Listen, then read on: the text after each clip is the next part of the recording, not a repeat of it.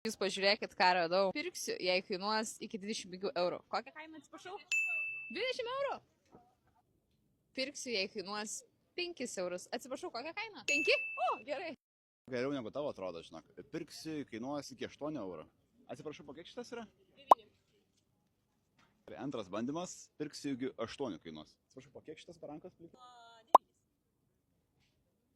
Barūkė, žinokit, skanės už tos 5 eurus, bet už 9 aš kainą nustebęs. Trečias kartas gal nemelos, už 8 eurus baranką įsigyti. Atsiprašau, po kiek šitas plikitas barankas?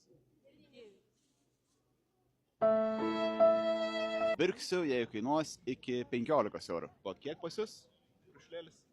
Po 2 ir po 3. Tai normaliai pirksim. Tau mažyti. Pirksiu, jei kainuos iki 7 eurų. Po kiek? Tai kainuoja 5 eurai. Keistas nostalgija. Pirksiu, jei kainuos eurą. Atsiprašau, kiek gaideliai? O, gerai, įmam.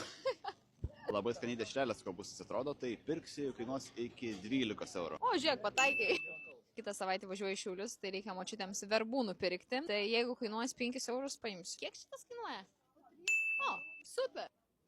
Vyrui nepavyko nupirkti, tai aš pasitengsiu nupirkti. Pirksiu, jei kainuos 7 eurai. Atsiprašau, kokią kainą? 6 eurai. Pagaliau. Už 6 eurus radom. Visus kalbinote, o kaip jūs vertinate mugės kainas? Nes gerai.